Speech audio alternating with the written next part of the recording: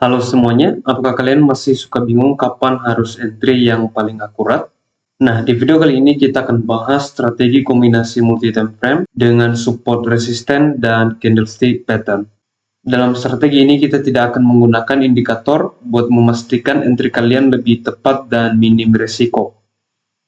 Nah, sebelum kita lanjut ke strateginya, para operator bisa menonton terlebih dahulu video-video sebelumnya tentang pembahasan time frame, tentang support resisten, dan video tentang candlestick pattern.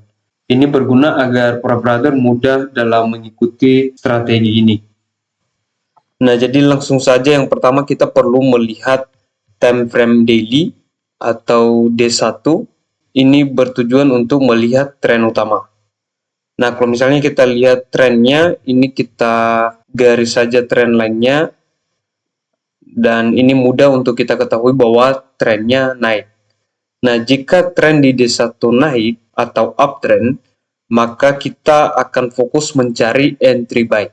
Artinya kita harus mengikuti tren, bukan melawan arah tren.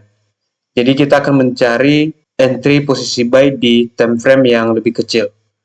Nah, yang pertama kita bisa turun ke H4, ya, ini untuk melakukan konfirmasi. Kita bisa mencari area ataupun zona pullback daripada pergerakan uptrend ini. Di H4 ini juga kita bisa menentukan support dan resisten. Nah, kalau misalnya kita lihat di pergerakan sekarang, di sini menjadi area support yang tervalidasi karena beberapa kali melakukan pantulan. Ya, di sini 1, 2, dan 3. Nah, untuk resistennya kita akan mengambil tertinggi di sini. Nah, tentu seperti di video sebelumnya, bahwa garis support dan resisten bukanlah garis ajaib. Jadi kita akan menggambar sebuah area support maupun area resisten. Jadi ini adalah area daripada resisten, lalu ini adalah area daripada support. Nah, setelah kita mengetahui zona daripada support dan resisten, kita bisa turun ke H1 untuk menentukan entry-nya. Nah, karena kita mencari open posisi buy, maka kita akan fokus ke area supportnya. Kita akan mencari candlestick pattern yang muncul di area ataupun di dekat support ini. Nah, di pergerakan ini kita sudah bisa mendeteksi bahwa area support ini tervalidasi, maka di pergerakan selanjutnya kita akan siap-siap untuk mencari open posisi buy. Nah, dengan syarat munculnya candlestick pattern di area atau di dekat support ini.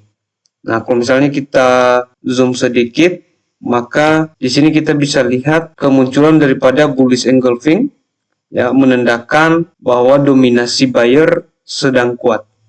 Nah, jadi di area ini kita bisa entry buy dengan stop loss di bawah daripada area support ini atau di 2997 dan take profit di area resisten terdekatnya atau di 353 hingga 356. Jadi ini menjadi target kita. Nah, selanjutnya kita akan mencari contoh yang lain. Nah, seperti sebelumnya, yang pertama kita lakukan adalah kita harus melihat di time frame D1 untuk mengetahui tren jangka panjangnya. Nah, kalau misalnya kita lihat sekilas di sini bahwa NZD USD di time frame daily itu adalah tren turun. Jadi kita akan fokus untuk mencari entry posisi sell. Nah, selanjutnya kita bisa turun di H4. Ini untuk mengetahui zona daripada support maupun resisten, dan di sini kita bisa menempatkan area resistennya, di mana seringkali terjadi pantulan di area ini. Nah, lalu untuk supportnya di area ini maupun di area ini. Nah, jika kita sudah menentukan zona daripada support dan resisten, kita bisa turun ke H1. Ini untuk mencari area daripada entry kita. Nah, di area ini resisten yang sudah kita pasang tervalidasi, dan di pergerakan ini kita bisa siap-siap untuk open posisi sell. Ketika munculnya candlestick bearish engulfing, yang menandakan bahwa seller mendominasi. Dan di area ini adanya bearish engulfing. Dan untuk take profit kita bisa menempatkan di area supportnya, dan untuk stop lossnya kita bisa menempatkan di atas resistennya. Nah, untuk contoh yang lain kita bisa lihat di pair out JPY. Kita bisa lihat di time frame daily terlebih dahulu. Dan sekilas kita bisa melihat bahwa ALT-JPY sedang turun, artinya kita hanya fokus mencari entry sell. Maka kita bisa turun di H4 untuk mengetahui zona daripada resisten maupun supportnya. Dan di area ini kita bisa menempatkan resisten terdekatnya. Dan untuk supportnya kita bisa menempatkan di area ini.